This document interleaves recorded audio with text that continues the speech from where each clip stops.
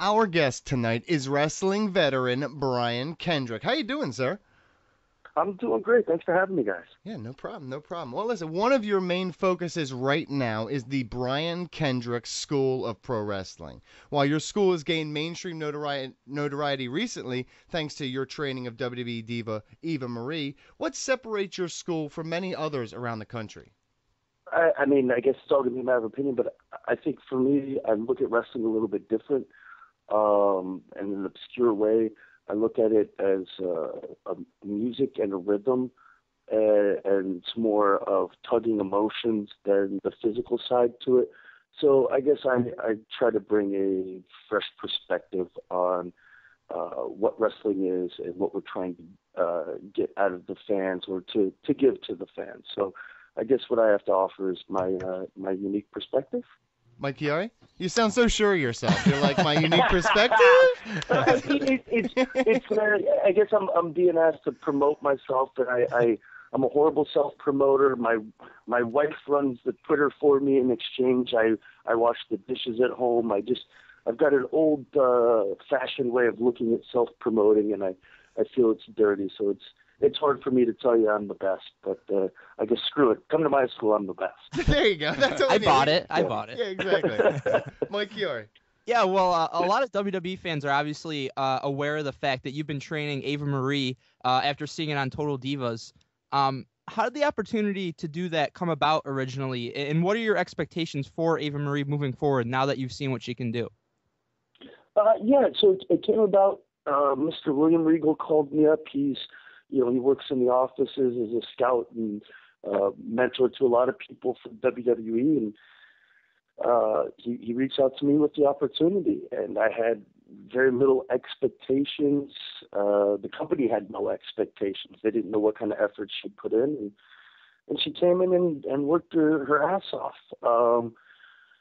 My hope is that she gets a chance to continue to wrestles people with more experience than her, and I think with the amount of drive that she's shown, at least in my practices, and her aptitude to pick up on it and willingness to try it, I think she can do great if she gets in there with the likes of Sasha Banks or Bailey or Paige or Becky Lynch. Any of these girls with lots of experience, I think they can really help bring her up to the next level. Myself and many other fans are really excited to see you against Finn Balor and hoped you were going to stick with NXT in an on-air wrestling role, like what happened with Rhino. Was that supposed to be a one-shot deal, or do you have interest in wrestling with NXT in the future? I do have interest in returning. It was out of the blue opportunity that was presented to me. I think it was just because I've got friends in the right places that it fell into my lap. Hopefully something else will happen before the year is through. Keep my fingers crossed and trying to work on the right things. But as of right now, I've got no matches scheduled for anything upcoming with NXT. Well, you guys have mentioned NXT. Now, recently you did work as an in-ring performer, and there were reports that you tried out to become a trainer for the developmental system. What was your experience like in NXT, and what is the relationship now between you two? And can you confirm or deny, did you work out to be a trainer for them? So I was brought in just for a week to observe the training. I didn't do any real training. I stood with the other trainers and took notes and studied how they did it.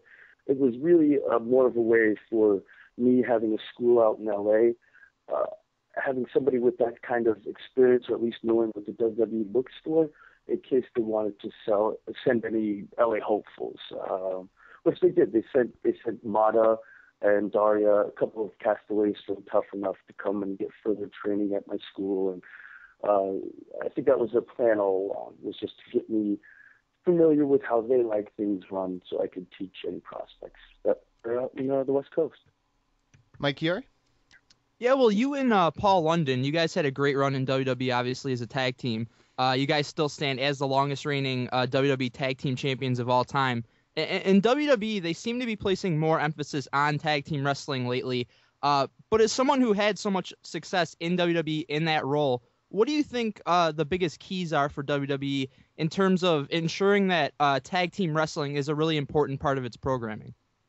I think bigger issue, the biggest hiccup has been that the people in charge of the WWE have yet to see anything that they can really sink their teeth into. And this I found out years ago when taking a tour of the offices with Paul London, and I asked Shane McMahon exactly about this, and he told me point blank, there hasn't been a tag team I've cared about since the Legion of Doom. And I go back and think about Legion of Doom when I was a kid, and they were huge. They were larger than life, and so I think what they need is somebody who is just that fantastic, looks that good, and somebody that's undeniable. Where Paul and I are pretty easy to overlook, and you might like us if you watch us wrestle, but if we walk into a room, nobody's elbowing anybody asking who are those two guys. So you need the entire package for them to really care, I feel. Brandon Galvin? The business appears to be getting exposed a bit with shows like Total Divas and Tough Enough, how those shows are handled, in addition to the growing use of social media and wrestlers openly talking about trying to keep their opponents safe in the ring. How do you feel about the landscape and direction of the business, and is this something you discuss with your students? As far as what you're talking, like kayfabe being dead, that kind of stuff. Yeah, I think it all kind of the roost was over once Vince McMahon came out and said it on national television that this is sports entertainment, that none of this was real. When Vince McMahon, who is the big daddy of all wrestling, comes out and says it's fake, we just look silly at this point trying to convince people it's real. When the man who owns and operates the only wrestling company that the general public knows of says it's fake, it's going to be hard for me to convince him otherwise. Well, you spent many years on the independent scene. You've worked your ass off to be the best on the indie scene, and you've worked against talents like Daniel Bryan, Low-Key, many others. How has your time working the indies changed your perspective on the business, and what are some of your favorite moments from the indie scene? Oh, yeah, indies, it's like its own style. So if you go to Mexico, they've got Lucha Libre. You go to Japan or Peru, so they've got their own different takes on wrestling. And indie wrestling, it might as well be in a foreign country. It's so different. I personally love it. I love the action, the excitement, the risks that these guys take. And there isn't much reward because it's 500 people in the audience, or less. These guys are just doing it out of the love and willingness to experiment with it. So I freaking love it. Those two guys you named, I can't name two better wrestlers in the world. I think Loki is criminally underrated. I think he's an all-time great wrestler, as is Bryan Danielson, but the world knows about Bryan at this point. Loki, unfortunately, gets overlooked. Mike Chiari? You had a stint with TNA from 2010 through 2012 that saw you win the X Division title and have some great matches with guys like Alex Shelley, guys like Austin Aries. Looking back on that, how do you feel about your time in TNA? Was it an enjoyable experience for you?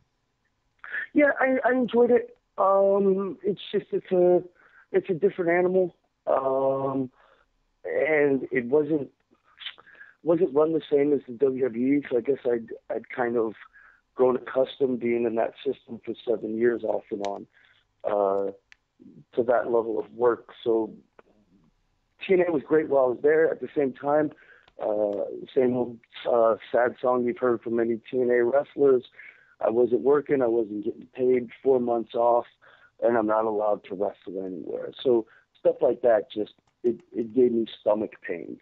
The actual physical stomach pains because they took what I loved away from me.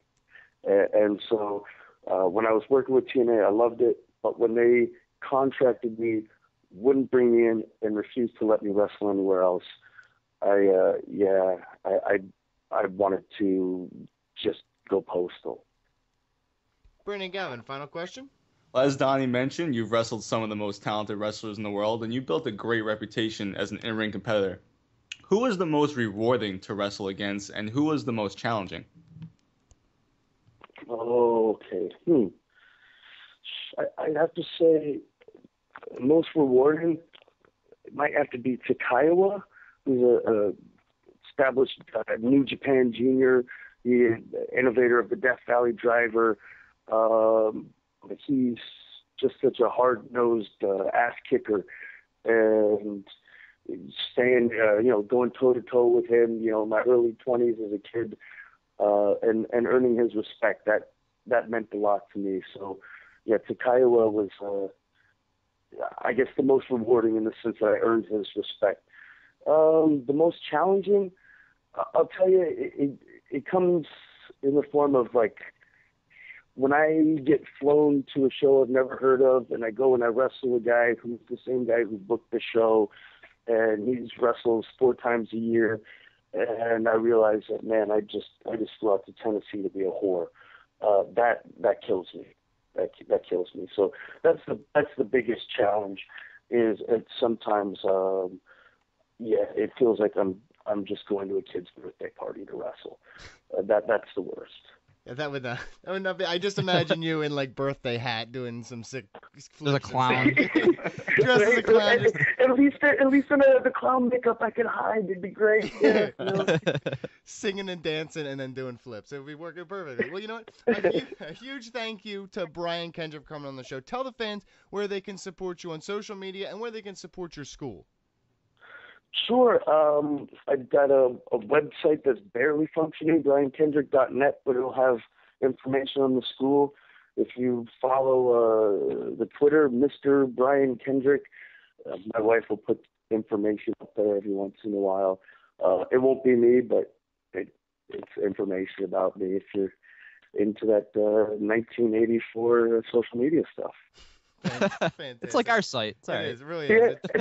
It's like GeoCities. It's as Mickey Mouse as it gets. Another big thanks to Brian Kendrick. We appreciate your time, sir. Thank you guys so much for having me. I appreciate it.